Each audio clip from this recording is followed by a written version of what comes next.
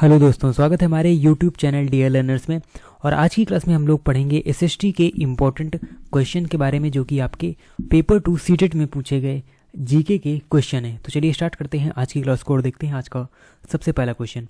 तो पहला क्वेश्चन है, समोच्च रेखीय रोधिकाओं के बारे में निम्न में से कौन सा कथन सही है। तो आपको बताना है जो समोच्च रेखीय रोधिकाएं होती हैं उनके बारे में कौन सा जो कथन है वो यहाँ पर सही है। तो यहाँ पर जो सही आंसर होगा वो होगा डी नंबर। समोच्च रेखाओं पर पत्थरों, घास, मृदा आदि की जो हम रोधिकाएं बनाते हैं उन्हीं को हम ये कह लें कि समोच्च रेखीय रोधिकाओं की श्रेणी में रखा जाता है।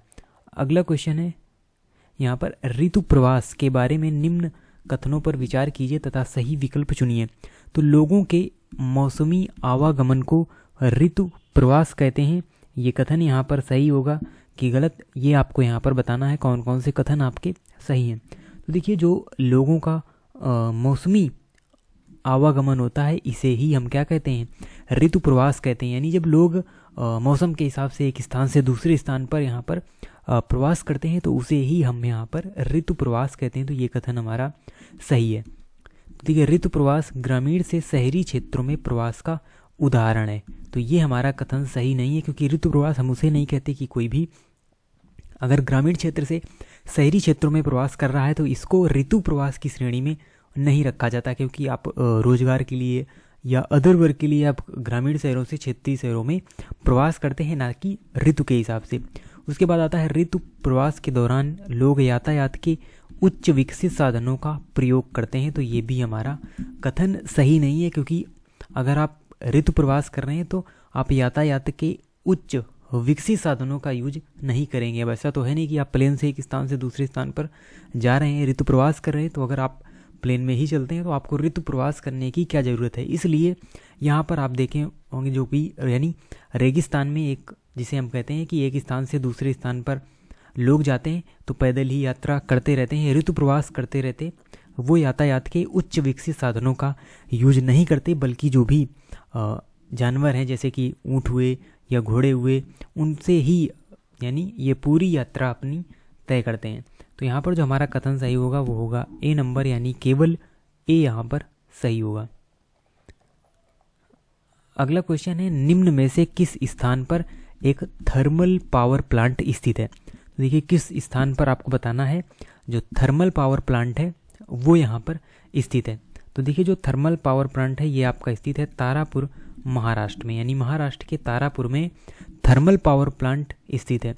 उसके अलावा जो यानी हाइड्रो पावर प्लांट आपको देखने को मिलेगा मणिकरण हिमाचल प्रदेश में, क्योंकि यहाँ पर गर्म स्रोत यानी पाया जाता है, गर्म जल के जो स्रोत हैं वो यहाँ पर पाए जाते हैं मणिकर्ण हिमाचल प्रदेश में।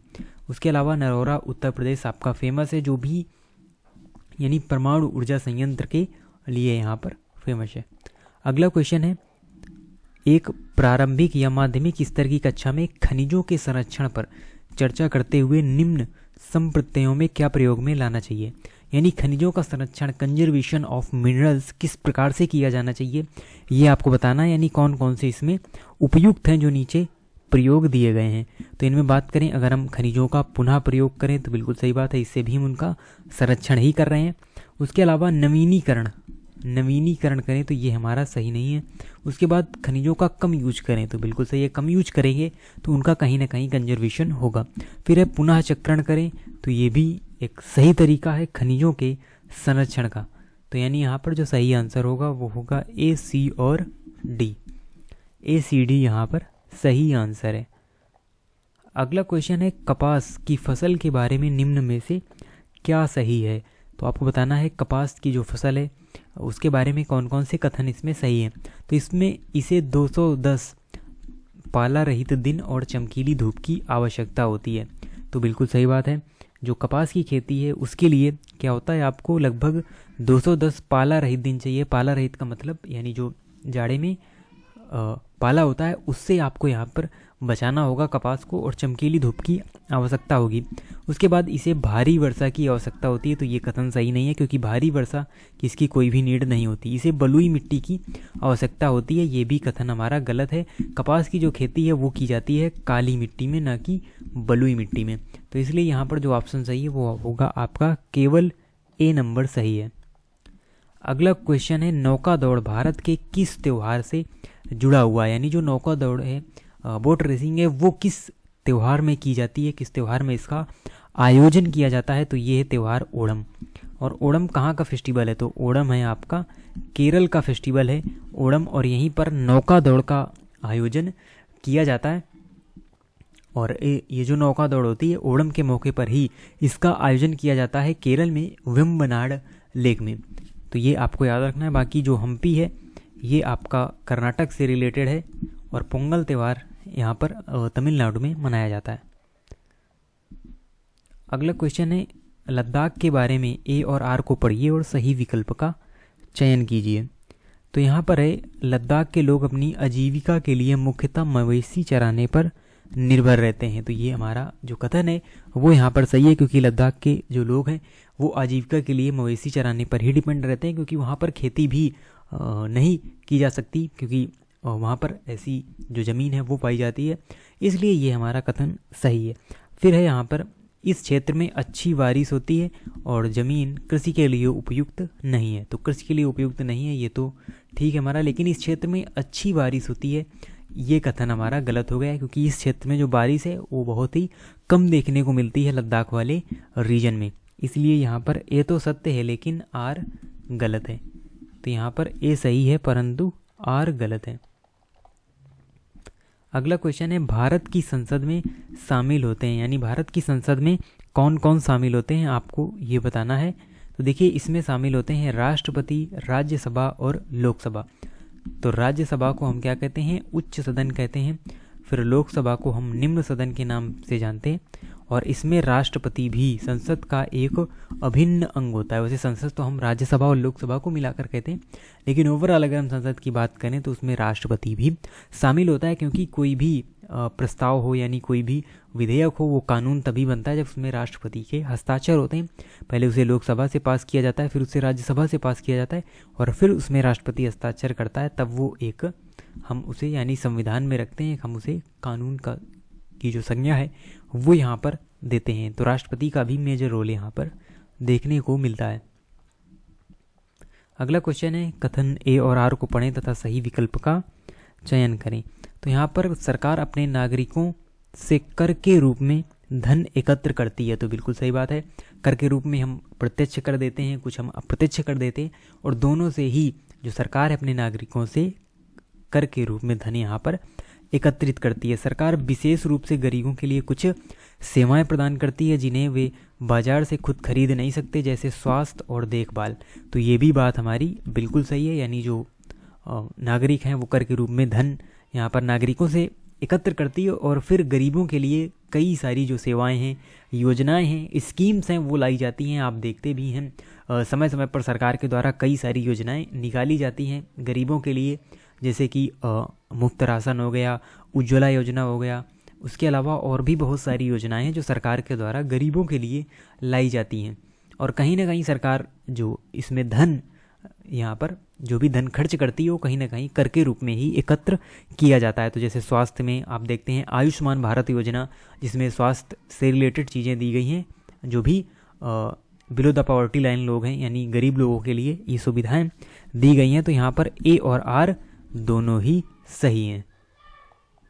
अगला क्वेश्चन है यहाँ पर कॉल सेंटर किसे कहते हैं। तो देखिए आप सभी जानते हैं कॉल सेंटर किसे कहा जाता है, क्योंकि आप भी कई बार यानी आप मोबाइल का यूज करते ही हैं। तो कस्टमर केयर से जो हम बात करते हैं कहीं ना कहीं कॉल सेंटर उसे ही कहा जाता है, यानी उपभोक्ताओं के कॉल का जवाब देने वाले केंद्रित कार्यालय को हम कहते हैं कॉल सेंटर। यानी आपको कोई भी प्रॉब्लम होती है तो आप कस्टमर केयर को कॉल करते हैं, और इसी यानी वो यही जो है वो उपभोक्ताओं के कॉल का जवाब देता है, तो इसीलिए इसे हम एक कॉल सेंटर कहते हैं।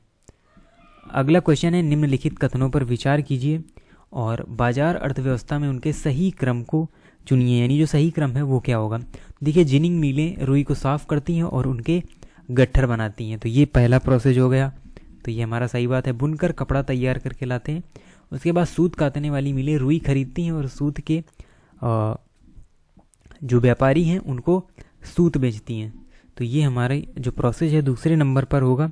फिर यहाँ पर है सूत के व्यापारी बुनकरों को सूत देते हैं, तो ये हमारा थर्ड नंबर पर आएगा।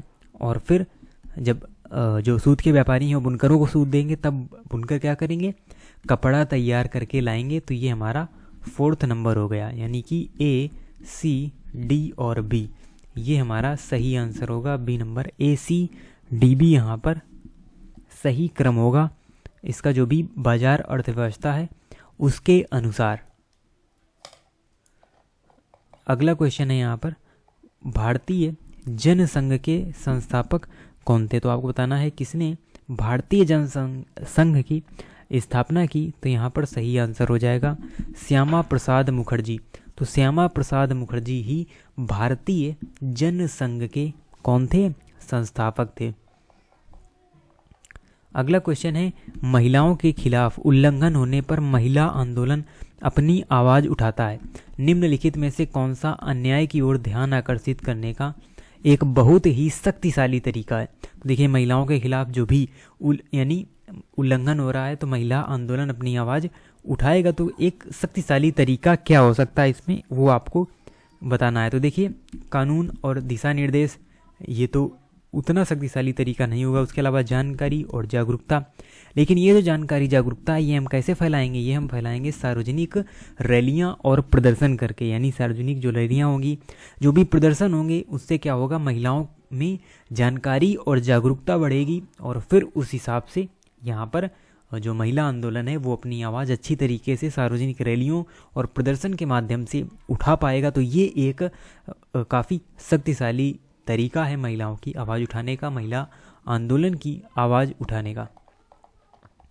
अगला क्वेश्चन है, फातिमा खेतिहर मजदूर है, दुर्घटनाग्रस्त हो गई, उसके बाद 8 राजकीय अस्पतालों ने उसे दाखिला देने से मना कर दिया, वो न्यायालय में अपने किस अधिकार के हनन की दलील लेकर जा सकती है? तो यहाँ पर देखिए, स्टोरी फॉर्म में पूछा गया है, लेकिन सीधे सीधे आपसे ये पूछा जा रहा है कि आपको, यानी आप दुर्घटनाग्रस्त, यानी आप बीमार हैं, या हम ये कह लें जो, यानी आपकी किसी दुर्घटना में आप चोटिल हो गए और 8 राजकीय अस्पतालों ने आपको दाखिला देने से मना कर दिया, तो आपके किस अधिकार का हनन हुआ है, ये आपसे पूछा जा रहा है।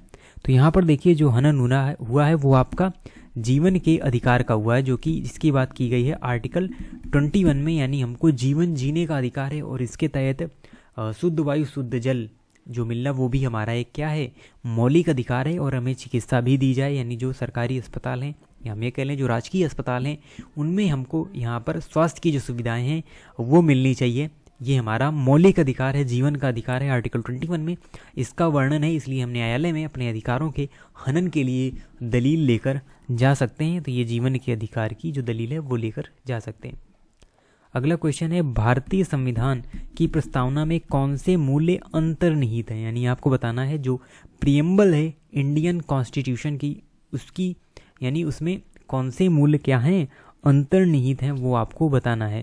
तो इसमें जो अंतर्निहित हैं वो हैं राष्ट्रीय मूल्य जिन्हें स्वतंत्रता संग्राम को प्रेरित किया है। तो ऐसे राष्ट्रीय मूल्यों को इनमें शामिल किया गया जिन्होंने किसको, स्वतंत्रता संग्राम को क्या किया है, प्रेरित किया है। तो उन्हीं को यहाँ पर रखा गया है प्रस्तावना में। अगला क्वेश्चन है, भारत में उच्च न्यायालयों द्वारा दिए गए निर्णय निचली अदालतों पर बाध्यकारी होते हैं या संदर्भित करता है?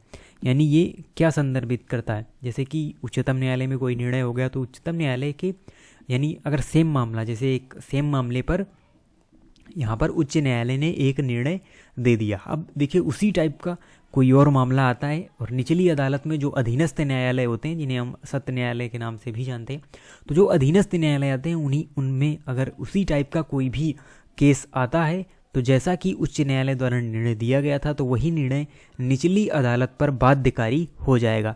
और ऐसा जो हम ये कह लें, ऐसा जो प्रकरण है या ऐसी जो व्यवस्था है, ये किसे संदर्भित करती है? एकल और एकीकृत न्यायिक प्रणाली को न्यायपालिका संविधान के दुभाषिया के रूप में, मौलिक अधिकारों के संरक्षक के रूप में। तो देखिए इनका कोई रोल यहाँ पर नहीं है। यहाँ पर सही आंसर होगा एकल और एकीकृत न्यायिक प्रणाली को, यानी जिससे कि ये पता चलता है कि जो पूरी न्यायिक प्रणाली है वो यहाँ पर यूनाइटेड है। एकल है क्योंकि जो निर्णय ऊपर दिया जा रहा है वो निचली वाली जो अदालतें हैं वो यहाँ पर उससे अच्छी तरीके से मान रही हैं, इसीलिए इसे एकल और एकीकृत न्यायिक प्रणाली कहा जाएगा।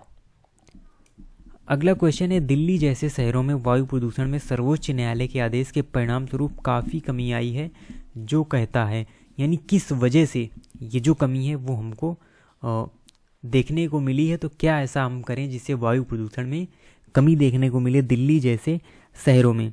तो क्या इसका एक तरीका हो सकता है, वो आपको यहाँ पर बताना है। तो देखिए, सभी पुराने वाहनों को नए वाहनों से बदला जाना चाहिए। तो ये कोई तरीका या उपाय नहीं हो सकता, क्योंकि ये काम इतना आसान नहीं है कि हम सभी पुराने वाहनों को हटा दें और सभी वाहनों की जगह में हम नए वाहन ले आएँ। तो ये कोई एक संभव या हम ये कह लें तर्कपूर्ण कार्य नहीं हो सकता, तर्कपूर्ण ये बात नहीं हो सकती। फिर डीजल का उपयोग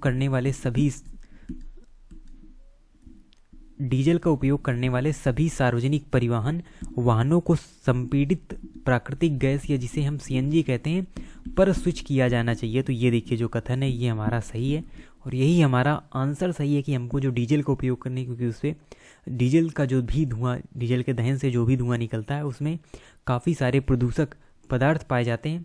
तो सभी सार्वजनिक परिवहन वाहनों को क्या करना चाहिए, सीएनजी कर देना चाहिए, सीएनजी पर स्विच कर देना चाहिए। उससे यहाँ पर जो कंप्रेस्ड नेचुरल गैस होती है उसमें यहाँ पर कम प्रदूषण हमको देखने को मिलता है। डीजल कारों की संख्या में भारी कमी, तो ये भी हम नहीं कर सकते। उसके अलावा सभी वाहनों को सड़क पर प्रदूषण नियमों और विनियमों का पालन करना चाहिए। तो देखिए, ऐसा हम नियम तो पहले भी हमने बना रखे हैं, लेकिन ऐसा पालन हम ये कह लें उतने अच्छे तौर पर यहाँ पर हो नहीं पाता है।